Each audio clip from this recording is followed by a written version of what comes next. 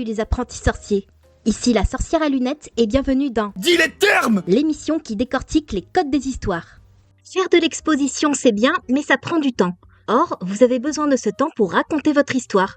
C'est donc là que vous devez apprendre à manier les moments d'établissement.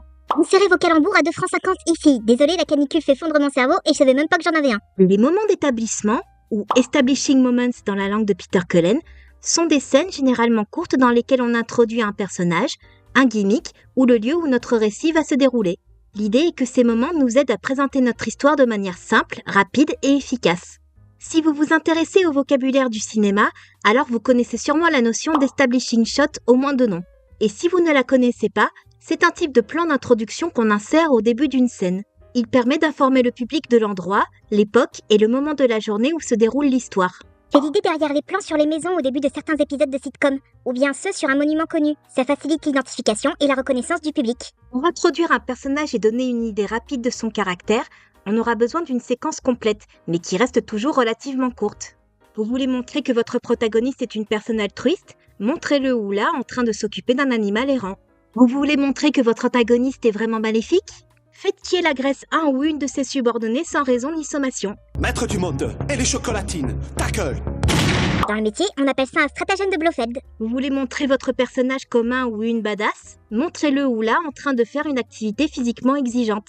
Vous voulez présenter l'intérêt amoureux? Faites un ralenti avec une image légèrement retouchée suivie d'un contre-champ du ou de la protagoniste tétanisée ou bavant d'envie, et ainsi de suite. Comme l'incipit en littérature, cette scène doit accrocher le public sans pour autant faire tout le travail d'exposition.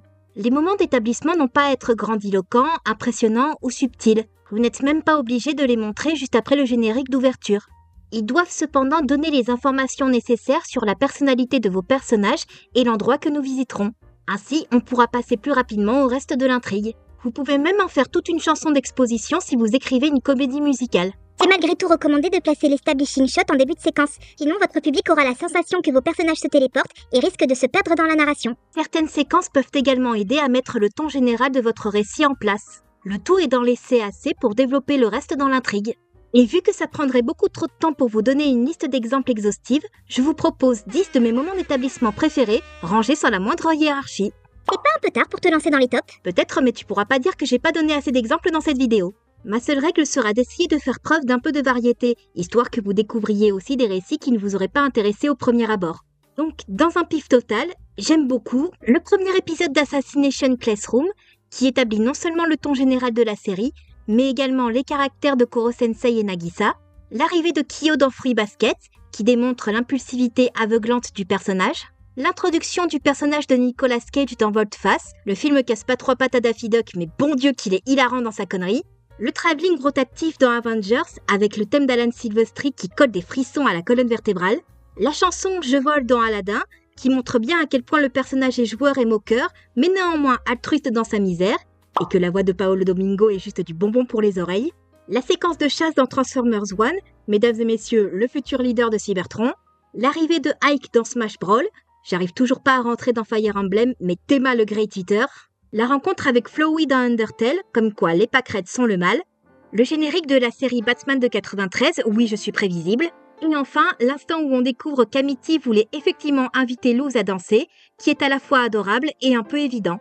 Je rappelle que cette liste n'est composée que de titres que j'ai moi-même lus et ou vus, donc n'hésitez pas à la compléter avec vos propres recommandations. Cette vidéo est à présent terminée, j'espère qu'elle vous aura plu. Si c'est le cas, n'hésitez pas à liker, partager, vous abonner, suivre mes réseaux, suggérer des idées de code à décortiquer dans les commentaires et à checker mon onglet communauté pour ne rien rater des prochaines vidéos. D'ailleurs, si vos finances vous le permettent et que vous voulez soutenir mon travail, vous pouvez faire un don sur ma page Tipeee, ce qui vous donnerait accès à des contreparties comme les vidéos en avant-première, votre nom au générique, des illustrations personnalisées ou même le choix du dernier épisode de la saison de Deal et Terme ou de Redesign. Je vous laisse rejoindre la sortie de l'atelier et rappelez-vous d'éviter de déranger Ozzy en partant.